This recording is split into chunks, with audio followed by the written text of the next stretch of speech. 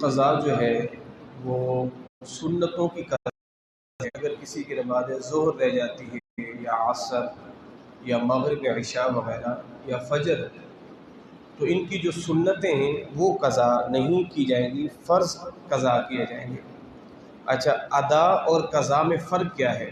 مثال کے طور پر ابھی جیسے آپ نے نماز عصر پڑھی ہے، تو جب تک نماز مغرب کا وقت شروع نہیں ہوتا، اس درمیان اگر آپ عصر کی نماز پڑھ لیں گے تو یہ ادا کہلائے گی۔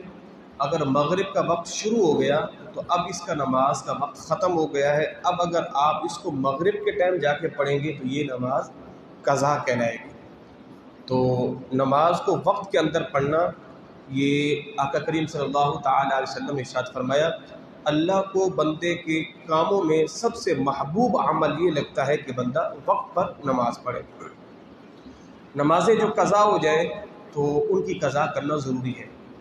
سنتوں کی قضا نہیں ہے، چاہے وہ سنت مؤکدہ ہوں، غیر مؤکدہ ہوں، نوافل ہوں۔ ہاں، وطر کی قضا ہے، کیونکہ وطر واجب ہے تو اس کی قضا کرنا بھی ضروری ہے۔ اچھا، نماز فجر سے پہلے آپ معمول بنا لیں۔ میں نے پہلے بھی اس کو بیان کیا، دوبارہ بیان کر دیتا ہوں کہ آپ 6 دن کے اندر 1 مہینے کی نماز قضا نمازیں پڑھ سکتے ہیں۔ نماز فجر کے لیے آئے تو آپ 10 دن کی نماز فجر کی قضا کی نیت شروع کر دیں، 2 کر کے پڑھتے رہیں، فرضوں کی جماعت سے پہلے فرضوں کے بعد پھر ممنوع ہے، پھر آپ قضا نماز نہیں پڑھ سکتے۔ جب تک نماز فجر بجماعت آپ نہیں پڑھ لیتے تب تک جتنا بھی وقت ہے آپ کے پاس، آپ 2 کر کے قضا نماز فجر کی پڑھتے رہیں۔ اب اس کی نیت کا میں نے طریقہ آپ کو آسان بتا دیا تھا۔ آپ نیت یوں کریں، میں اپنی زندگی کی پہلی فجر جو رہ گئی تھی اس کی نیت کرتا ہوں، اب وہ پڑھ لی، پھر کہیں میری زندگی کی جو پہلی رہ گئی تھی وہ پڑھ لی، میری زندگی کی جو پہلی رہ گئی تو یوں آپ اپنی نمازیں قضا کرنا شروع کر دیں۔ اولا تو آپ تخمینہ لگائیں آپ کی کتنی نمازیں رہی ہوں گی، اتنی تعداد ہے۔ مثال کے طور پر نماز فجر آپ کی زیادہ چھوٹتی ہے، اس کی تعداد اتنی ہے، مغرب کم چھوٹتی ہے، اس کی تعداد اتنی ہے، وغیرہ وغیرہ آپ یوں۔ اچھا، نماز جمعہ اگر کسی کی رہ جائے تو نماز جمعہ کی قضا نہیں ہے، تو نماز جمعہ کی جگہ پھر آپ نماز ظہر پڑھیں گے۔ نماز جمعہ کی نماز آپ نہیں پڑھ سکے تو اس کی جگہ آپ نماز ظہر پڑھیں گے۔ اچھا، ظہر کا بھی یہی مسئلہ ہے، آپ ظہر سے پہلے 5 یا 6 دن کی قضا پڑھ لیں ظہر کی، یا ظہر کے بعد پڑھ لیں۔ عصر سے پہلے پڑھ لیں، عصر کے بعد ممنوع ہے، مگر یہ کہ مکروہ وقت سے پہلے تک بھی پڑھ سکتے ہیں، اور مغرب سے پہلے ممنوع ہے، عشاء کے بعد آپ پڑھتے رہیں۔ اچھا، اب اس کے اندر سیدی اعلیٰ حضرت امام احمد رضا خان رحمۃ اللہ تعالیٰ نے قضا نمازوں کے حوالے سے تخفیف بیان کی ہے، یعنی اچھا یہ جو میں بتانے لگا ہوں نا مسئلہ، اب یہ ہر بندے کے لیے نہیں ہے، جس کی نمازیں بہت زیادہ قضا ہو گئی ہیں، اب اس نے ان کو پڑھنا ہے تو اس کے لیے یہ 4 تخفیفیں ہیں کہ آپ نماز اپنی قضاؤں میں یہ 4 تخفیف کر سکتے ہیں۔ مثال کے طور پر آپ پہلی تخفیف کیا ہے، فرضوں کے اندر جیسے نماز ظہر ہے یا عصر ہے، مغرب کی آخری، عشاء کی آخری 2 رکعتیں، ان کی جو آخر کی 2 رکعتیں ہیں نا، اس میں آپ سورۃ فاتحہ پڑھنے کے بجائے 3 مرتبہ سبحان اللہ سبحان اللہ سبحان اللہ کہہ کے آپ رکوع میں چلے جائیں۔ جس کی نمازیں بہت زیادہ قضا ہو گئی اس کے لیے تخفیف ہے، یعنی ویسے حکم تو یہی ہے نا کہ آپ نے ان 2 میں آخر میں کیا کرنا ہے، صرف سورۃ فاتحہ پڑھنی ہے، ٹھیک ہے، مگر جس کی نمازیں بہت ہو گئی اس کے لیے تخفیف یہ ہے کہ وہ کیا کرے، آخر کی 2 رکعتوں میں سبحان اللہ سبحان اللہ کہہ کے رکوع میں چلے جائیں، پہلی تخفیف۔ دوسری تخفیف یہ ہے کہ آپ سبحان رب العظیم سبحان رب الاعلیٰ 3 مرتبہ کہنے کے بجائے 1 مرتبہ کہہ لیں، ٹھیک ہے جی۔ اور نمبر 3، تیسری تخفیف یہ ہے کہ آپ التحیات، یعنی ہر نماز کا جو آخری التحیات ہوتا ہے، ہم کیا کرتے ہیں، التحیات میں دروشی بھی پڑھتے ہیں اور ابھی جاننے بھی پڑھتے ہیں، آپ کے لیے حکم یہ ہے کہ آپ التحیات پڑھیں، اس کے بعد اللہم صلی علی محمد وعلی آل محمد، السلام علیکم ورحمۃ اللہ، السلام علیکم، آپ سلام پھیر دیں، یہ تیسری تخفیف ہوگی۔ اور چوتھی کیا ہے کہ وطر کی نماز میں دعائے قنوت پڑھنے کے بجائے آپ 3 مرتبہ یا 1 مرتبہ اللہم اغفر لی اللہم اغفر لی اللہم اغفر لی کہہ کے آپ رکوع میں چلیں۔ تو جس کی نمازیں بہت زیادہ قضا ہو گئی ہیں، اب ظاہر وقت بہت کم ہے تو اس کو یہ تخفیف دی گئی ہے کہ آپ یوں کر لیں تاکہ آپ کو وقت زیادہ ملے اور آپ اپنی زیادہ قضا نمازوں کو پڑھ سکیں۔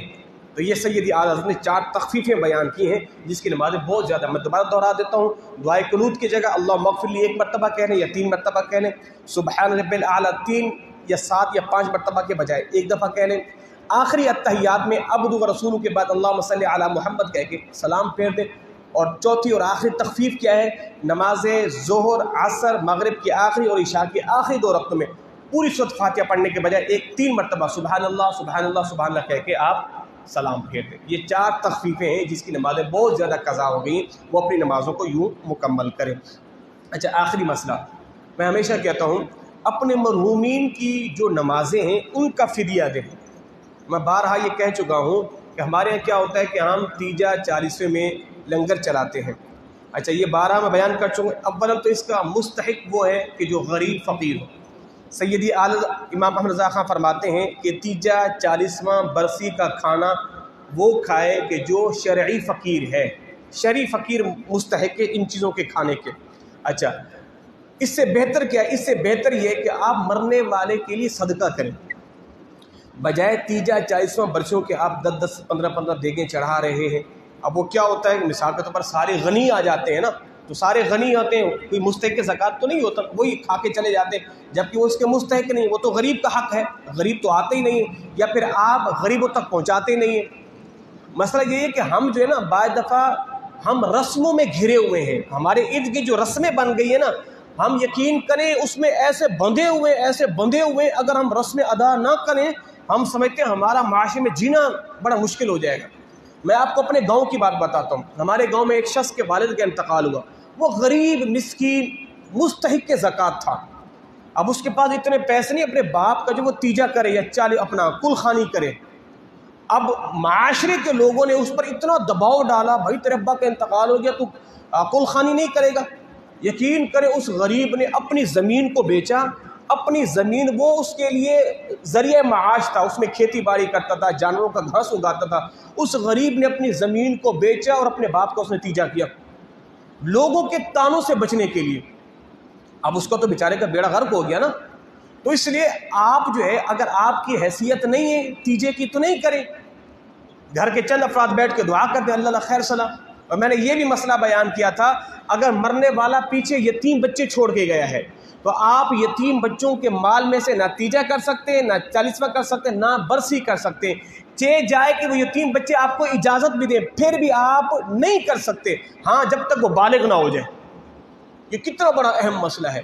تو ہمارے تو رواج بن گیا ہے، تو بجائے اس کے کہ آپ اپنی والدہ یا والد کی نمازوں کا فدیہ دیں، آپ کے والد صاحب بیمار تھے، آخری عمر میں وہ نمازیں نہیں پڑھ سکے بیماری کی وجہ سے، آپ نمازوں کا فدیہ دیں۔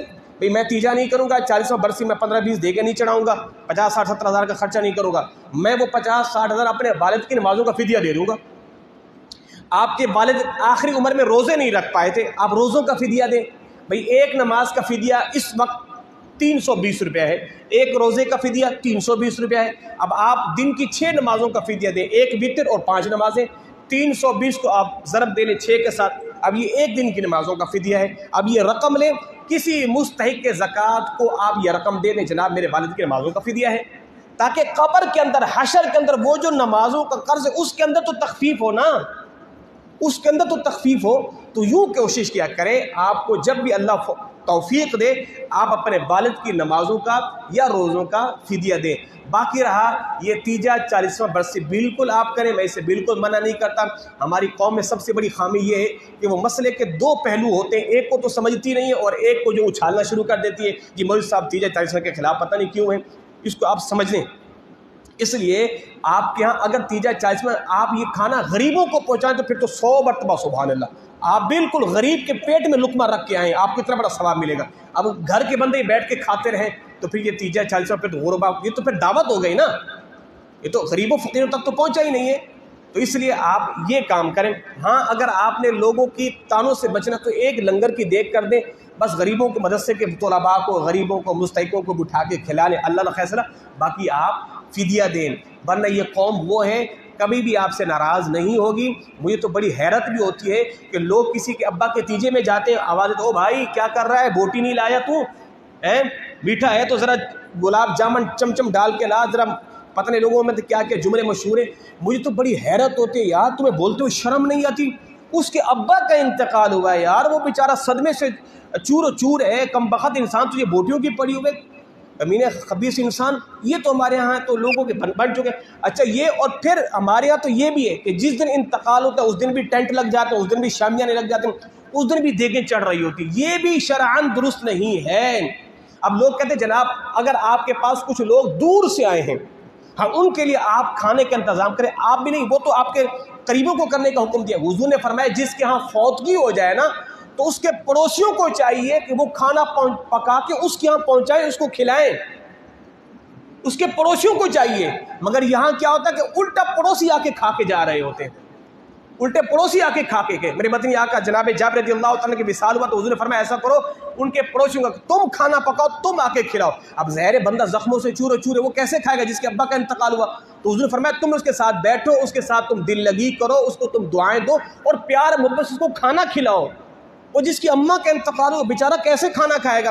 یہاں تو بڑا عجیب سسٹم ہے، ابا کا انتقال ہو گیا، بیٹا جو ہے وہ کھانوں کا آرڈر دینے جا رہا ہے، وہاں جا رہا ہے، وہاں جا رہا ہے. الامان حفیظ، یہ بہت بڑا ظلم ہے ہمارے معاشرے کے ساتھ. ایسا نہیں ہونا چاہیے. ہمارے پنجاب میں ایک ایسا گاؤں بھی ہے، وہاں بڑی بہترین یہ رسم ہے. وہ وہاں پر رسم یہ کہ جس کے اگر کوئی انتقال ہو جائے نا تو پورا علاقہ جمع ہو کے اس کی تہجیز و تکفین کا اہتمام کرے گا. کفن بھی خود لائیں گے، قبر بھی خود کھودیں گے، قبر کا خرچہ بھی وہ خود اٹھائیں گے، تیجا بھی خود کریں گے، چالیسوں بھی خود کریں گے. یعنی پوری بستی والے مل کے کرتے ہیں اور پسماندگان کو ایک ذرہ بھی تکلیف نہیں پہنچنے دیتے. اگر یہ ماحول بن جائے، علاقے کی ایک کمیٹی بن جائے، چند لوگ بن جائے، ہر مننے والے کے یوں تعاون کریں تو بڑا اچھا ہو جائے گا. اللہ ہم سبوں کو عمل کی توفیق عطا فرمائے. اللہم